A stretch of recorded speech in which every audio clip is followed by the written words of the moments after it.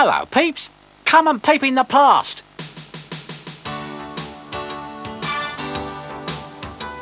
Warrington, Peeps in the Past, our heritage, looks briefly at our prehistoric ancestors and the ancient town on the ford. How the town's industry developed and prospered during the Industrial Revolution. The first electric trams in Bridge Street. Royal visits 1913, 1938 and 1945. Warrington's early walking days. Coronation Day preparations of 1937. Were you one of the boys or girls who carried a flag, or did you have a biff bat? Warrington Rugby Club, The Wire. How the club was formed in 1897. Hear the George Formby story and witness again the event that saw the 120,000 people who took George's last curtain as his funeral cortege passed through the town. Their Royal Highnesses Prince Charles and Princess Diana visit Golden Square on May the 30th, 1984 for the grand opening. Were you there? See all this and much, much more when you peep in the past. Warrington Peeps in the Past, 1940s to 1960. See Warrington preparing for war and what effects it would have. The building of the Ritz Cinema, now Mr. Smith's. How Buttermarket Street looked in 1940 and the buses and cars. And after the war, thousands of jubilant Warringtonians. The luxury Grand Cinema. The building of Wilderspool Causeway before and after. Were you there for the opening ceremony? Queen Elizabeth's coronation celebration in 1953. Policemen directing traffic. There were no traffic lights then. Turn the clock back. Indulge in how we were when you peep in the past. These videos are available from all leading video stockists, or send a cheque for £12.99 for each video, include your name and address, and receive the video post-free. You'll also receive details of videos available in this series.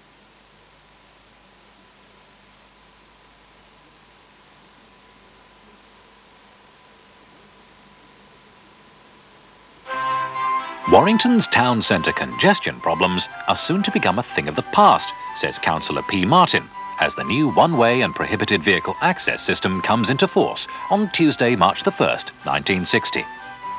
The JAM plan, as it's become known, is welcomed by market traders, who by and large are pleased with the scheme, even though it's causing some inconvenience with many traders who are forced to seek new parking spaces for their vehicles.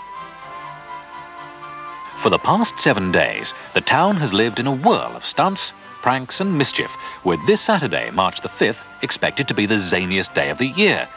The occasion is Rag Day for Padgate Teachers Training College. The students, in an effort to raise £1,000 for World Refugee Year, are turning the town upside down. They've been fishing in full angling regalia down the grids in Bridge Street, and 20 girl students have been staging pancake races in the town. Practically every shop displayed an immunity poster. Rush hour crowds, shoppers and football fans bought 6,000 copies of the Rag Day magazine, which brought in £3,000. Chaos of a different kind looms at Stockton Heath. The swing bridge is to close on April the 19th, 1960, to allow essential maintenance work to be carried out. The most inconvenienced by the 6-week closure are bus passengers who have to cross to and from the Cheshire side on foot. With work starting after Easter and being completed in time for the Whitsun holiday traffic build-up, it's hoped the disruption will be kept to a minimum. Warrington's last suburban cinema, the Queen's, closed its doors for the last time on Saturday, May the 28th, 1960. It's the 8th picture house in Warrington to wind up since the impact of television was fully felt. A projectionist for Wirral Picturedromes Limited of Wallasey, who own the Queen's, said attendances have been falling for 3 years, and added for some unknown reason more cinemas in the northwest have closed than anywhere else in Great Britain. The Queen's was first opened in 1914.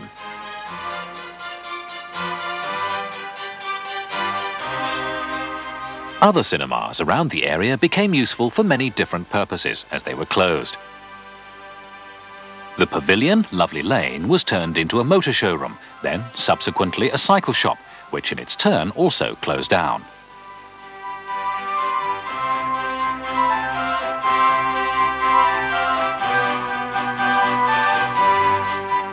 The park, Sankey Street, which never showed talking pictures, became a dress shop and dancing rendezvous. The site of the park, opposite Warrington's Town Hall, is now occupied by Hilden House. The Gem, which had only 40 seats, became Blighty's, which was part of the Conservative Club. On the opposite corner of Springfield Street to the Gem was the Picturedrome, which later became the Cameo. When it closed, it became Telehire. Today, it's an estate agent's.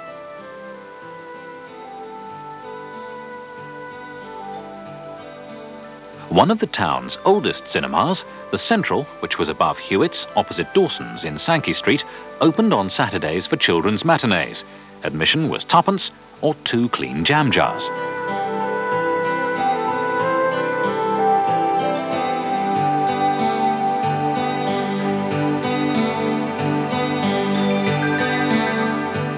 The Star Kinema, which was in Church Street, used to interchange films between the Picturedrome in Sankey Street. When part one of the film was over, a lad would cycle with the can of film from one cinema to the other to exchange it, enabling the 2 cinemas to show the same films on the same day. When the Star closed, it became Catterall's Woodwork Shop.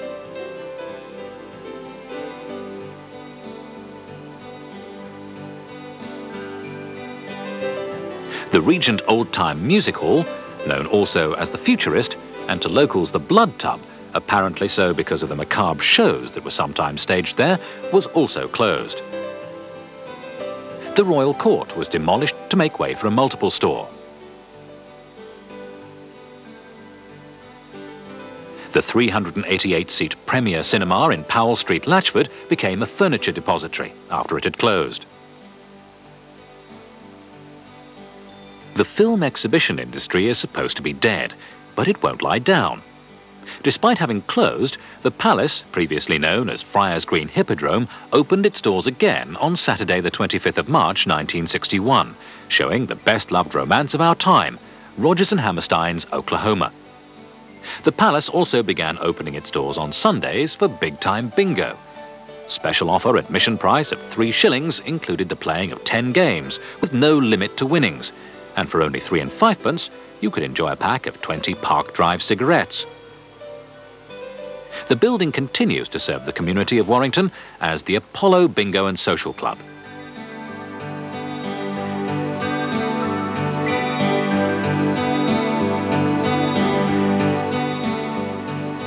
Warrington's newest cinema, seen here undergoing construction, the Ritz, was opened by the mayor of the town, Mr. Cooper, on August the 23rd, 1937.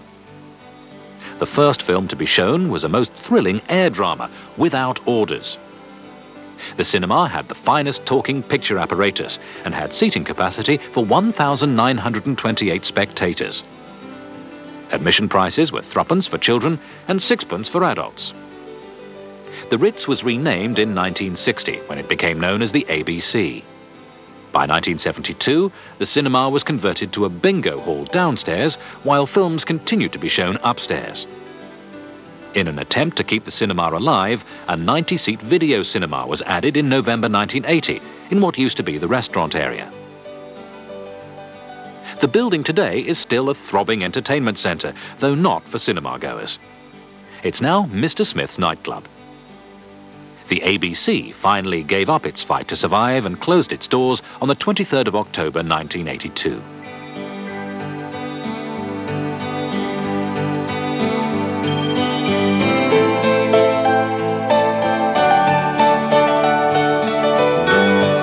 The Grand Super Cinema at Bridgefoot, seen here falling to the hammers of the demolition workers to make way for the new Wilderspool Bridge, had a seating capacity of 1,188. The Grand was particularly attractive to courting couples. It had double seats, which would allow a kiss and a cuddle without the arm of the seat coming between them. Brilliant sunshine brought thousands of holidaymakers to Walton Park on Whit Monday, the 6th of June 1960, for Warrington Horse Society's 25th annual show. The rinks were quickly surrounded by spectators. Admission to the show is 3 shillings for adults and 1 and 6pence for children. Or if you wish, you can take up a place in the grandstand for 4 shillings or half a crown for children.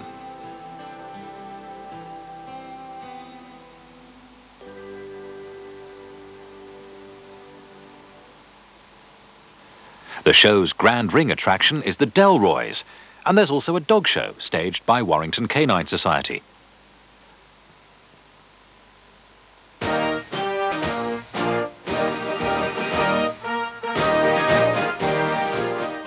Visitors to the show can enter the pig and turkey raffle for only 6pence a ticket. That is, if you can tear yourself away from the knitting machine demonstration.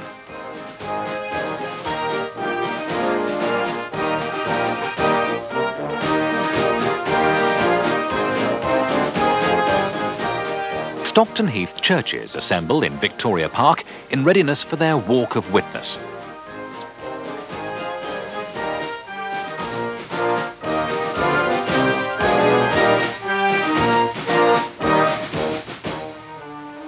An estimated number of 1,300 children and adults make up the 3/4 of a mile procession, which is drawn from 5 churches.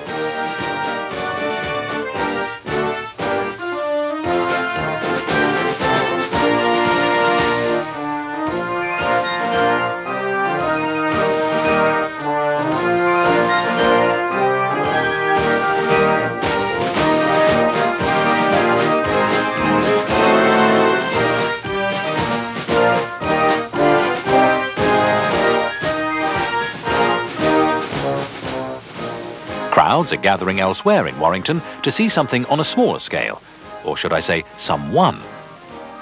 Warrington schoolteacher, 23-year-old Jill Nicholson, who recently won a record television quiz jackpot, steps onto the specially installed scales outside Peter Lee & Son Grocers in Horsemarket Street on Tuesday the 16th of August 1960. She's being weighed as part of her prize is her own weight in groceries.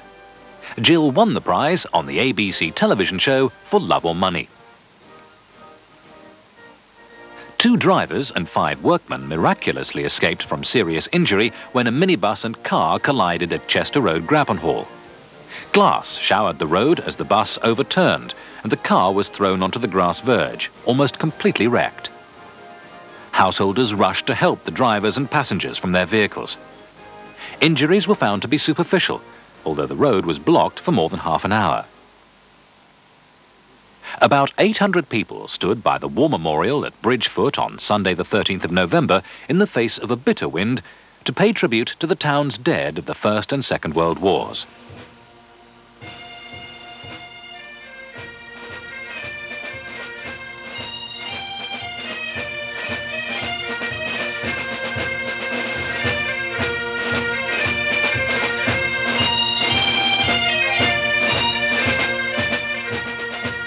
After the service, a 300-strong parade marched past the War Memorial, where the salute was taken by Deputy Mayor Councillor Phoenix, who was accompanied by his wife, along with many civic leaders.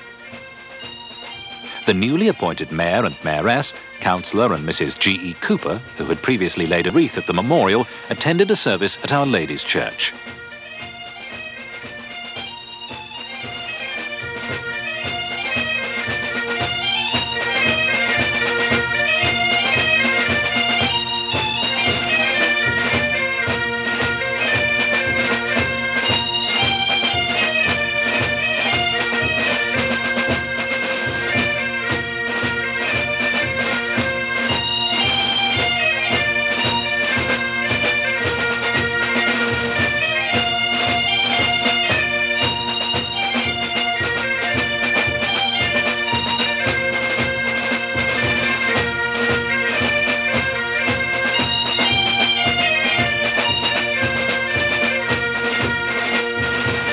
After the church service, held this year at St Mary's, the parade, which included members of the police force, nurses and local youth organisations, returned to the town hall.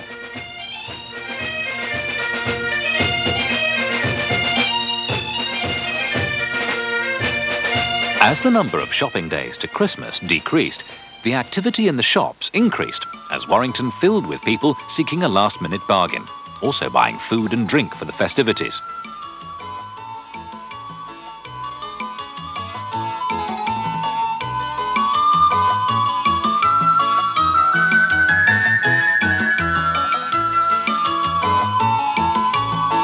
The customary Christmas tree, erected at the junction of the main roads in Warrington, shone in all its glory when illuminated at night.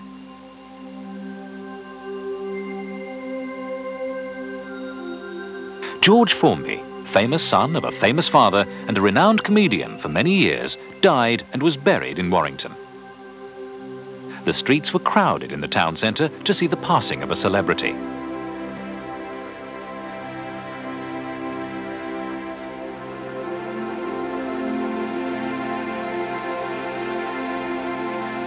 The first of the 25-ton steel girders have been lowered into place as the Thelwall Viaduct, designed to ease Warrington's tangled traffic situation, gets underway.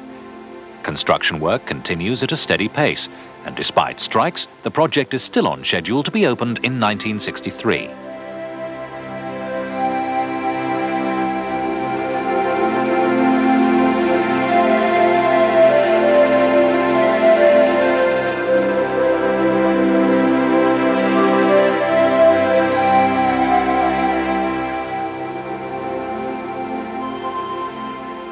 In April, a by-election was caused by the elevation of the sitting member, Dr. Summerskill, to the House of Lords. Mayor Councillor Cooper announced the results from the Town Hall steps, stating that Labour candidate Mr. Tom Williams, a 44-year-old Welsh barrister, has won by a vast majority, claiming 55% of the vote, which, since the last general election, has increased Labour's majority by 1,901. Meanwhile, a real circus came to town.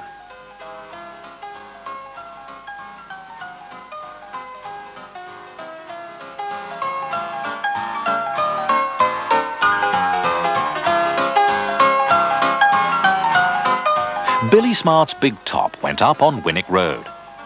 The townsfolk came out in their droves to see the spectacle. Elephants trotted through the streets of Warrington with their riders in full circus costume. Dozens of children looked on in disbelief as they tried to keep up with the huge animals. Billy Smart's Circus, Britain's largest, is in the town for 3 days, from the 17th of April 1961, and the shows, which will be produced by Billy's master showman, are to be held in their centrally heated big top.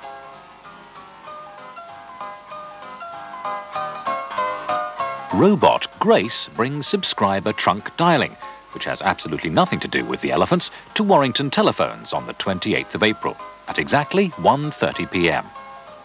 It will mean subscribers can dial their own calls the length and breadth of the country. A preview of the new service has been on show at the Odeon Theatre, Warrington. STD, as it's to be dubbed by the Post Office, is the latest in telephone technique. A new robot, group routing and charging equipment known as Grace for short, is to take the place of the human operator. Warrington is one of the first towns in the country to use STD, or tuppenny dialing. No buttons to press. As soon as you hear the pips, just push in your money. Telehire at 83 Sankey Street have lots of special offers on display. Rent a Decca 17-inch TV with VHF FM radio for only $12 and $6 a week. Or you can come clean with the latest Hoover-matic twin tub for only $14 and $5 a week. And especially for the ladies, Warrington Cooperative Society, who've just celebrated their centenary year, have on offer nylon corsets, usually $25 and $11, now only $14 and $6. Also brassiers, the brief uplift style, $7 and $6, and roll-ons at $5 and $11.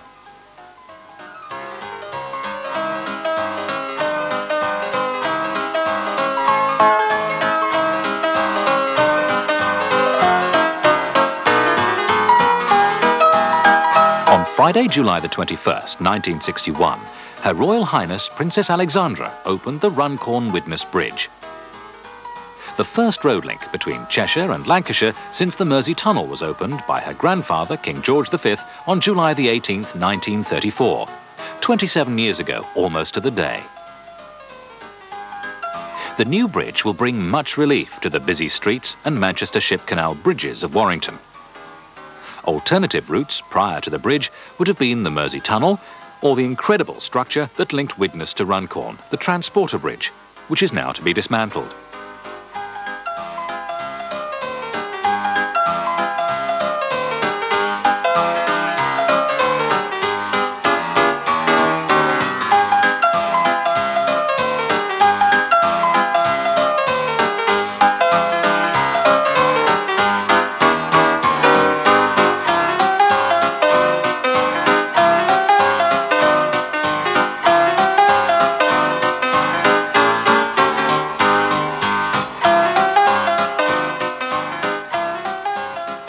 new bridge has cost more than £3 million to build and has taken 5 years to complete.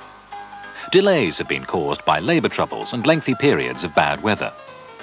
The steel arch is 1,082 feet long, the longest in Europe and the third longest in the world. It's taken 6,500 gallons of paint to give it its gleaming opening look. During the first week, 112,000 vehicles used the bridge. After carrying 1 million foot passengers and more than 250,000 vehicles each year, the Transporter Bridge was closed on the 22nd of July 1961.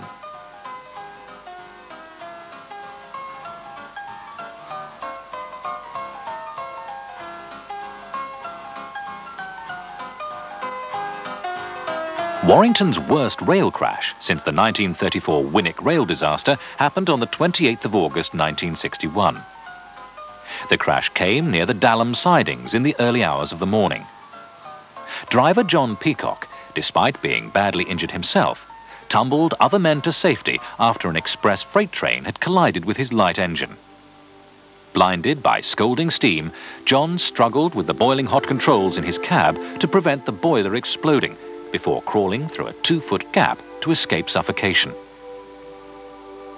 Mr. Peacock's 20-year-old fireman, Keith Hewitt from St Helens, died in Wiston Hospital from his injuries. 5 other railway men were also injured, 2 of them seriously. The freight train, known as the Cabbage Special, was the 12:50 a.m. from Crewe to Edge Hill, carrying perishable goods to Liverpool Market. Oranges were amongst the many items that were strewn all over the tracks. Both engines were flung off the track on impact and overturned. The freight train carved a 2-foot-deep crater between the lines as it ploughed to a halt, flinging rails and sleepers into the air. 59-year-old Mr. William Davenport of Crosby Avenue, himself an engine driver, was woken from his bed by the noise of the terrific crash and raced to the scene to help. There was wreckage everywhere, he said. Heavy goods wagons splintered like matchwood, throwing their cargoes of tomatoes, meat, fruit and car accessories over 100 yards along the track. Mr. Davenport continued, "I've been on the railways 45 years, but I've never seen anything like this before, and I don't want to again." A shuttle service of buses ran local passengers and mail between Warrington and Earlstown during the blockage, which lasted for almost 24 hours. The worst outbreak of foot and mouth disease since 1952 in the whole country has hit Cheshire. The outbreak of this destructive animal disease has hit farms in Warrington, which resulted, on February the 27th, 1961, in the slaughter of 43 cattle, 54 pigs, 49 sheep and 4 goats. Although animals don't necessarily die of the disease, they're never the same again. A mass radiographic survey is being carried out in the streets and factories of Warrington in the fight against tuberculosis during the period December 1962 to August 1963. The survey revealed that the number of women far exceeded the men who tested positive for TB, with more cases being found in the streets than in the 65 factories visited. Warrington traders are voicing their opinions in wanting a 5-day shopping week, with Thursday becoming all-day closing, which is said to be desirable by Warrington Stores Committee. Joseph Chadwick & Sons are advertising for women operatives who are urgently required to operate paper bag making machines. There's no age limit for applicants, and after training the ladies can expect to earn £6.13 for a 42-hour week and 10 shillings bonus. Ford Motor Company announced their new car, which can reach 30 miles per hour in only 5 seconds. The Ford Corsair has a top speed of 85 miles per hour. Price, including tax, is £701, although if you want a heater, it'll cost an extra £15. The company's best-selling car is the Cortina. Demolition of the Empire Cinema is to begin in February 1964. Becoming Warrington's 9th cinema to fall victim to the new lodger in the lounge, the television. The Empire first opened its doors in the silent movie days of 1919. Its closure in September 1961 climaxed months of speculation and rumours about the cinema's future. In November 1962, the Empire was sold by auction for £94,000. Included in the sale were 2 lock-up shops with basements and the large billiards hall. The cleared site of the cinema will soon become a supermarket. Disappointing weather damped the parade for the Thelwall Rose Queen on Saturday the 6th of June 1964, but not the enthusiasm of those taking part. An hour before the procession was due to set off, heavy rain was causing a problem for officials. Fortunately, with 15 minutes to go, the rain stopped and all went according to plan. Jennifer Cooley of 6 Wilson Close, Thelwall, was chosen as the 1964 Thelwall Rose Queen.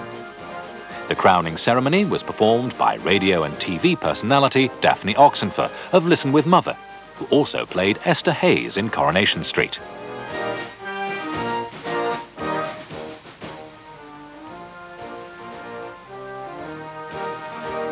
Chester Road Swing Bridge, known as Stag Bridge, will be off for the next 6 weeks, from Monday the 14th of September 1964, to allow for resurfacing work to be carried out. The tar over wooden blocks surface will be replaced using 9 miles of reinforcing rods and wire and 150 tons of concrete. The bridge was built in 1893, and when the work is finished, the alterations will last for the bridge's lifetime. Canal Company tried to make amends for the inconvenience by allowing people to see these submarines passing through Latchford locks on their way to Manchester. Parents brought their children who lined the canal bank to see the sight. They also turned out in their thousands to see another unusual sight 3.5 years later, on Friday, May the 17th. Her Royal Highness Queen Elizabeth II is making her first ever visit to Warrington. Operation Spring Clean meant giving the place a fresh coat of paint and turning the town into a hive of activity in preparation. Thousands assembled in the sunshine. Every window, doorway and vantage point along the royal route was occupied, with many firms giving their employees time off to witness the royal visit. Extra police had to be drafted in to cope with the crowds. After the Queen had signed the visitors' book, she walked down Bridge Street, accompanied by the Mayor, Alderman A. Boyle, and Mr. Bernard Broadbent, Chairman of the Bridge Street Improvement Scheme. Her visit was originally intended to last 10 minutes, but she was in the town for just over 20. John White, 15-year-old Venture Scout, and Pauline Daisy Carr of Warrington Girls Venture Corps were presented to the Queen during her visit. Pauline said she'd read of the royal visit, but had no idea she'd be one of those chosen to meet her. Lord Cosens Hardy said the Queen has spent more time speaking to the people of Warrington than any other place en route. Smoke controls are being phased in, and the council has divided the district into zones. The number 7 control zone, which is in the Orford area, contains 371 council houses and 652 private homes which have to change from ordinary coal fires to smokeless fuel, gas or electric.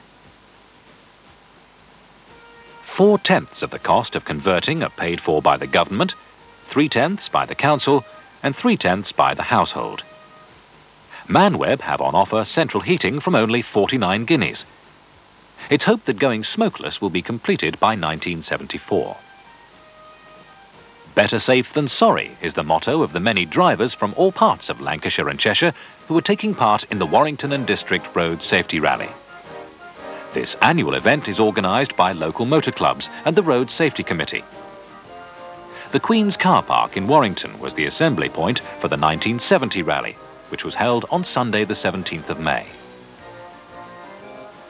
The Mayor of Warrington, Councillor Crocker, started the contestants outside the Town Hall. Vehicle control is an important part of road safety, and drivers were able to show their skill in the manoeuvrability trials. In the first test, the car has to be parked in an imaginary garage, then backed out and finally parked close to a wall. The rally marshals at the Longford roundabout were on the lookout for bad driving. The correct line of approach, Clear signalling and observing right-of-way are all important points. Getting them wrong led to penalty points.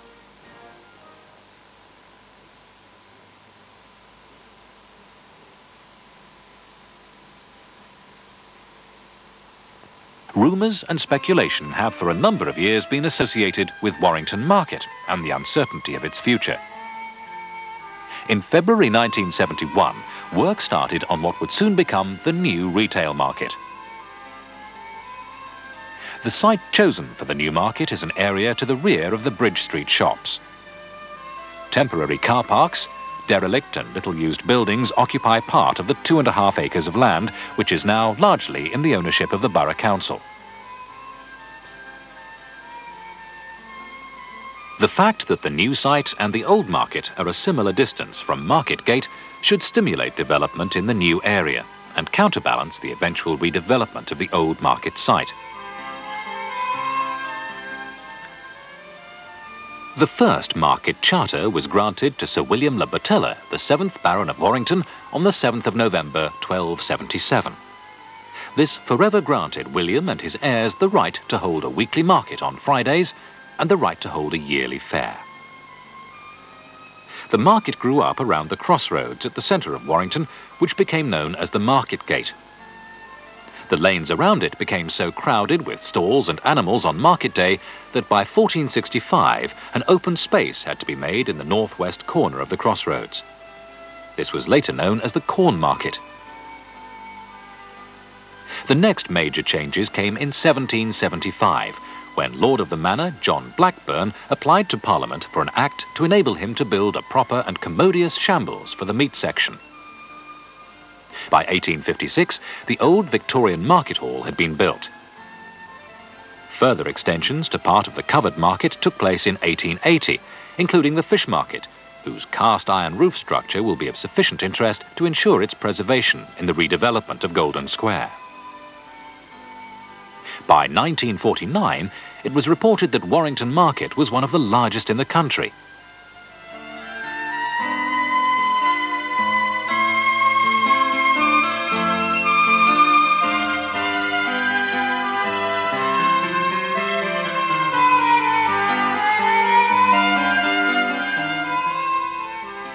The new retail market structure is designed on 3 levels to take full advantage of the natural slope of the site, such that each floor will originate at ground level.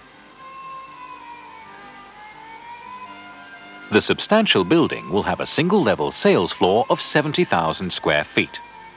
Below the sales area will be a mezzanine floor providing storage for the tenants, with direct access to Bank Street.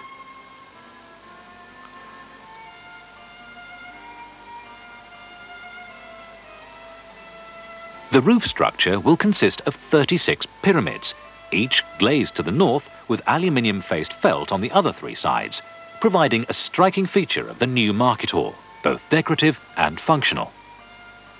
Vehicle access to the building will be from the Mersey Street end. At the northern end of the complex, the higher flat roof of the new fish and meat market provides an architectural feature to a most imposing building.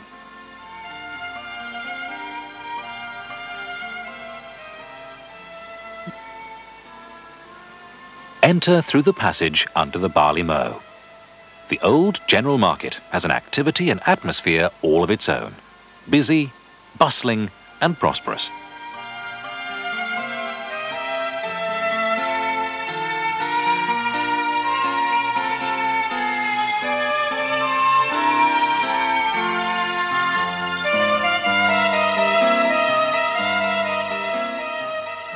Even if the building is old and drafty and difficult to maintain, it has character.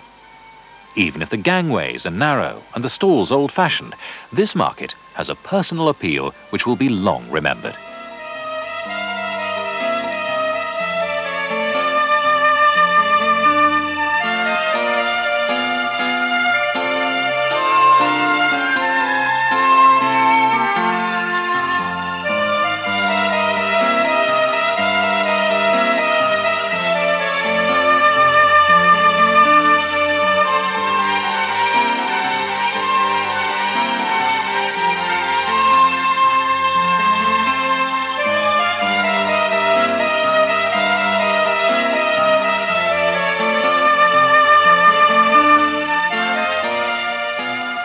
Outside the market hall, where the new inner ring road is to run, is the wholesale fruit and vegetable market. The new £1.5 million retail market was completed in 1974 and opened in July by the mayoress. Trading began shortly afterwards.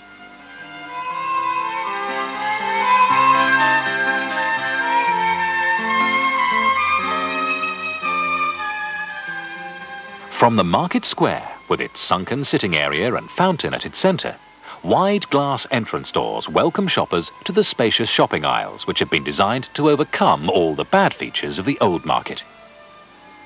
The new market is not only larger than the old, but is much more efficient in its use of space. It has a total of 54 stalls, 14 shops and 3 cafes. In the food and goods hall, the stalls are framed in a system of aluminium components, which will permit them to be rearranged in the future. The partitions and counters are melamine laminated-faced chipboard, which should keep its appearance with little maintenance. Well, I started 30 years ago in the market, and I prefer the old market than this one. I don't know why, but I think you tone the heart of the town when you moved us over into here. I do, honestly. I just like the other market. It was more friendly, the people was nicer, more customers.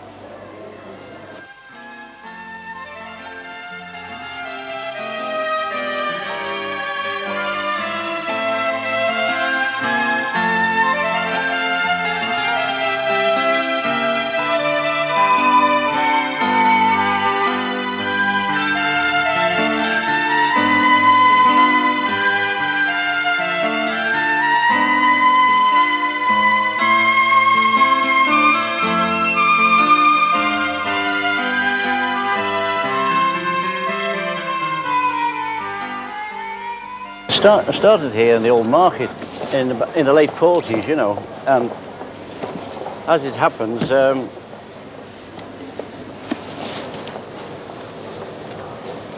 it's a very nice market, this one, but the old market had something about it. It had character and ways and means of shopping which was unusual here. We started trading about 1850.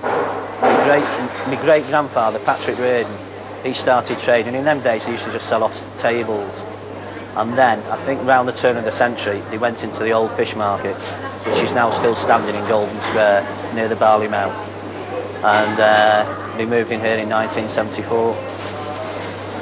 When I was a young lad, I can remember my dad giving me a trolley and sending me to Central Station, to the old fish wagons at the back of the railway station. And we used to load the fish onto that and wheel it through the town back to the market. I can remember the cold winters, and my dad had put the turkeys out, hanging up, and if it was a cold winter, you can imagine, come next day to dress them, they were frozen solid, and we couldn't, you know, we had to put them in hot water to thaw them out, and queuing up by the old fire station to get hot water, and by the time we got it back to the stall, it was cold again. So, happy days though, never had any colds or anything. Always had rosy cheeks. Well, I've been a stall holder for some 50 years, but the firm itself has been in existence for just over 100 years. I'm perhaps the 4th generation, and my son, Matthew, has taken over the business. So during that time, I've seen many, many changes, and when I think where we used to work in the old market, in what is now Golden Square, the quality of life was not as exotic, should I say, as this, but business was always good in the old market. It was a community that it was basically the focal and centre point of the whole of the town. But the pattern has changed, and now we're in this market. But I remember quite clearly in the old market, particularly in the colder days, when it was an open market apart from the roof, and the snow used to come in, and we had to brush the snow off the stalls before we opened.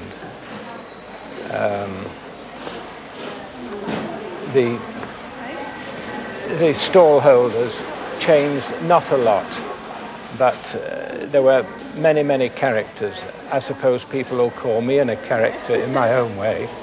I think there are about half a dozen of the old tenants left in this new market. The last time I sort of remember the old market, I must have been 9 or 10, and was helping Dad to open the stall up in the morning, and we were the first stall to have gas heaters installed by the gas board. That was before it was North West Gas. We actually had the gas installed to the market by the gas board. We were the only place to use gas in the whole market. The heaters used to be directly above the stall, and it was a case of pulling the gas on with a pole, and at the same time I used to push the pole back up with a candle on it to ignite the flame. We were the only stalls in the market to have heating. After that, a few other people caught on, and then everyone started getting these gas burners. Funny memories, the old market, but good days. The new market is part of the new Warrington, and the old market will become a part of history.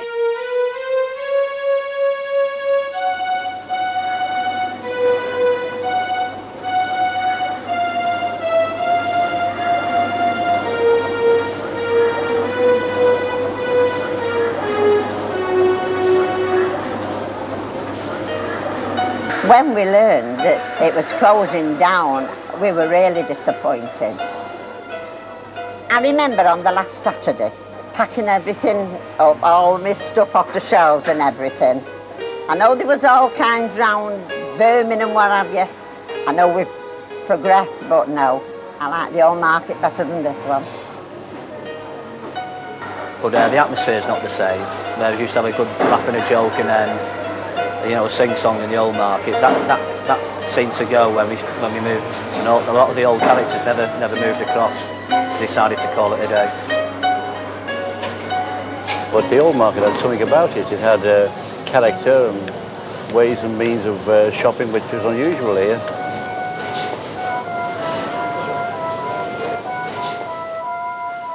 It's doubtful whether the face of the Warrington area has ever changed as quickly as it's changing now. To the north and south, the M62 and the M56 motorways have slashed through agricultural landscape, with the addition of the M6, which opened in 1963, 10 years ago.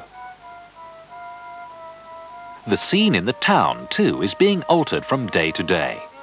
Sankey Street will be closed to traffic from November the 4th, 1973, while demolition of the shops on the northerly side takes place to pave the way for comprehensive redevelopment of the shopping centre.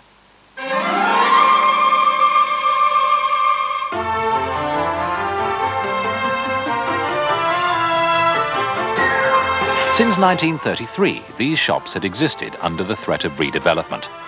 But it was not until July 1973 that detailed plans were revealed and the threat became a reality. Before the hammers begin to fall, a shop-in-safety pedestrian tunnel is to be built on the south side of Sankey Street.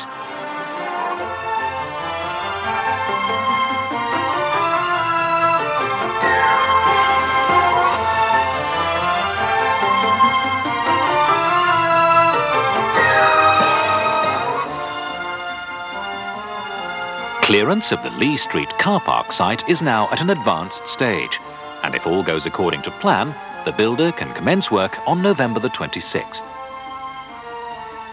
1974 was to be an eventful year. Reorganisation of local government began on Monday the 1st of April, combining the old county borough with the surrounding rural districts to form a new and much enlarged borough of Warrington in the county of Cheshire. Sankey Street is cleared of traffic. Shops on its north side between Golborne Street and the old Marks and Spencer store have all disappeared, and the first phase of the new shopping centre begins to rise from their ashes. Sankey Street will not reopen again to traffic. The once bottleneck will become pedestrianised. pressure on vehicle parking spaces on the westerly side of Warrington has finally eased, thanks to the newly opened Sky Park in Lee Street.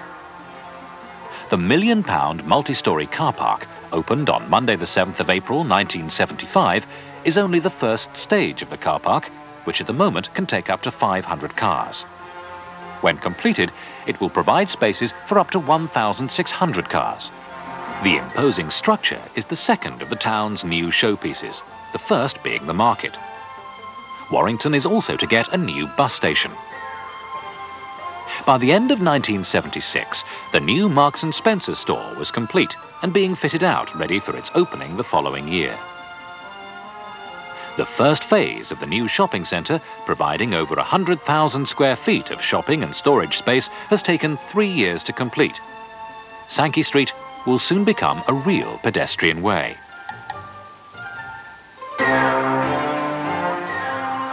Fed up with the dank smell of demolition and the confusion of daily changes in and around the town centre, the townsfolk are in high spirits.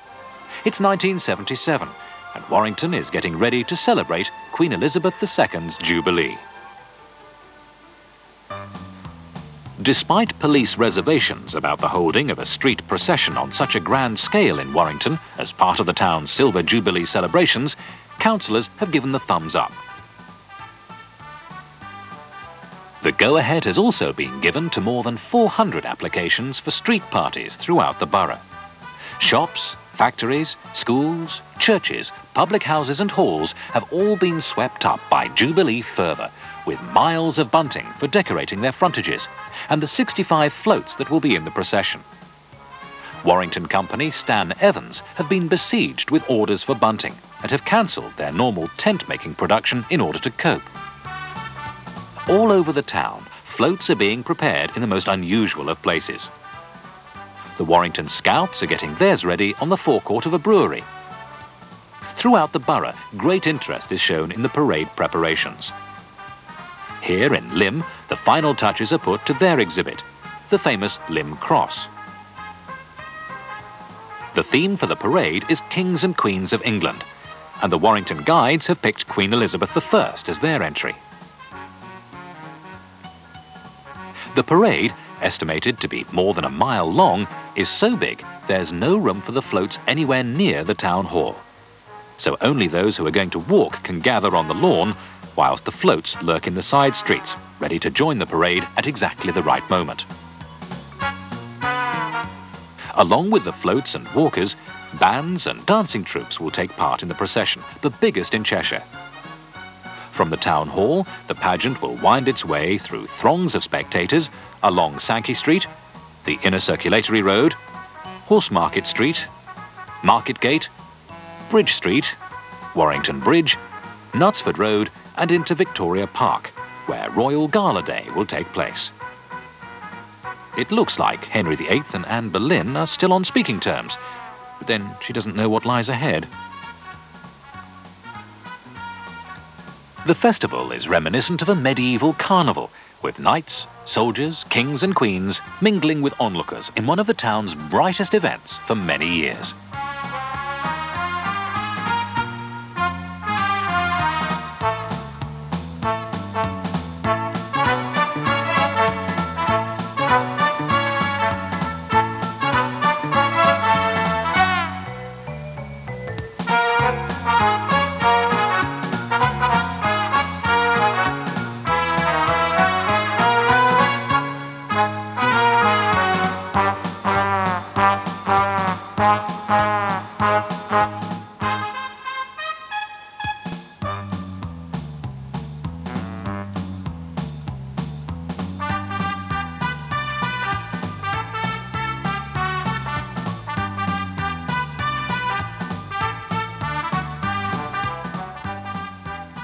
Leading the procession in the old Daresbury family coach are the Mayor and Mayoress, Councillor and Mrs. Fred Horton, followed by the mayoral car with the Burgermeister and Stadtdirektor of Hilden.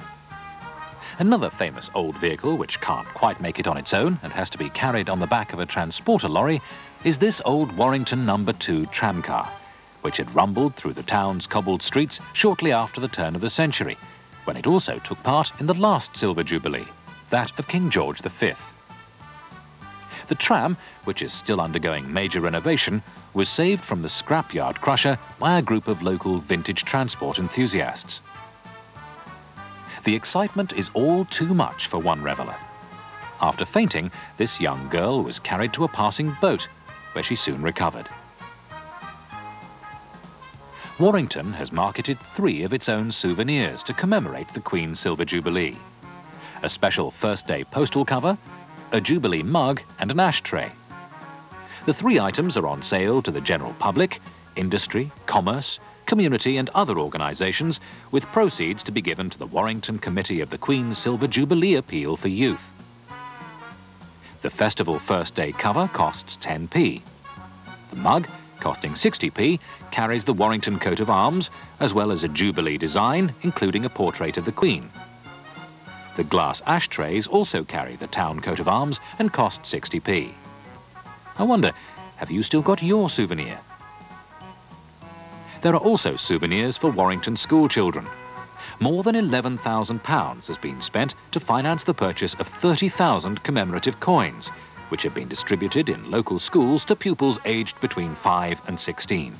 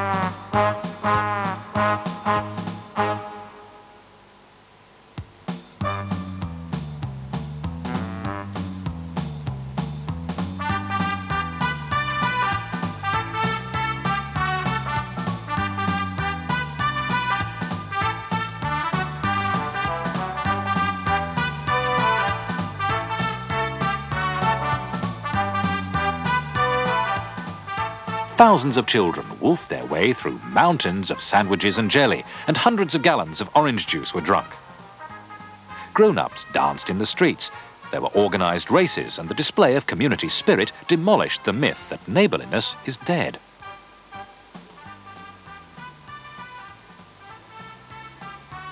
In 1979, Marketgate was a hodgepodge of buildings, many about to be demolished, although the retention of some old buildings and the erection of facades on others will form a small conservation area within the Golden Square complex. The shopping arcade has been in use for some time, whilst the marketplace is still being developed. Golden Square began to first take shape 6 years ago, when the Borough Council's special redevelopment plan for the northwest quadrant of the town got the go-ahead. Estimated costs are said to be around £20 million. The preservation of the Barley Mow Inn, which dates back to 1561, together with accurate replicas of the original 18th century western elevation of the marketplace, including the Old Town Hall, will combine to create a unique civic space, which preserves the links with the past in an historical area of the town. By October 1980, preservation work had begun in another part of the town, Bridgefoot. Underpinning, jacking and moving specialist Pinford Limited had been appointed to move the academy to accommodate the plan to widen the road for the new bridge. Efforts to strengthen the building structure and provide a reinforced concrete jacking frame beneath the building had been achieved. New foundations were prepared 60 feet north of the original site. The academy is now resting on concrete beams supported by 14 hydraulic jacks, which themselves rest on concrete runways leading to the new foundations. Some last-minute checks with a tape measure and a few reassuring words from the site engineer, and the 235-year-old academy is ready for its starring role. On Thursday, the 21st of May, 1981, the winches start to pull. The grease is turned on, and a whole new meaning is given to the term moving house. The well-controlled crawl, involving the skills of about 25 men, winched the Academy at an estimated speed of 250 feet an hour. Cameras clicked amongst the crowd of 100 people or more. The heaviest building ever to be moved in Britain, 700 tons of it, slid gracefully along in just 13 minutes to its new resting place, and a rousing cheer from the watching crowd. The move had cost £100,000, with a further £20,000 for improvement work. Warrington's old one-time centre of learning that took students from as far away as the West Indies is now faithfully restored. Today, the Academy stands proudly watching over Bridgefoot. On guard outside, a statue of Oliver Cromwell, whilst inside, a guardian of a different kind is the occupant. This is now home of the Warrington Guardian newspaper, founded by Dr. Alexander Mackie in 1853. He sold his shares to the Greenall family some 20 years later. Over the years, the Guardian has been a training ground for some of Britain's finest journalists, such as Bob Greaves of Granada TV and former editor of the Daily Mirror, David Banks. Martin Woolacott, chief political correspondent of The Guardian. Hugh Jameson, soccer correspondent, Daily Mirror. Also Keith Macklin of Red Rose Radio, and many more. In 1977, the Guardian Group became Cheshire County Newspapers. Greenalls later sold their shares in 1986, and Eddie Shah took over, who, after a controversial year, sold the group to Reed Regional Newspapers. Outside, the building still reveals the simplicity and austerity of our ancestors by maintaining its characterful architecture. Yet when you walk through the door, you immediately meet with all the trappings and sophistication of the 21st century.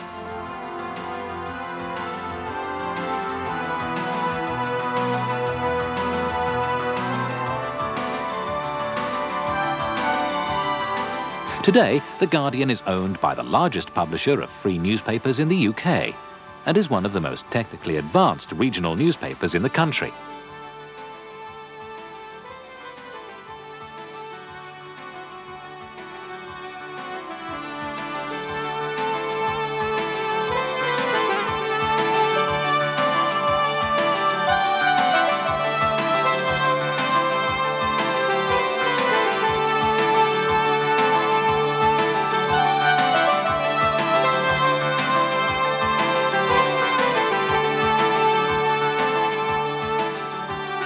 The town of Warrington will continue to change and grow, bringing prosperity, new industry and new roads.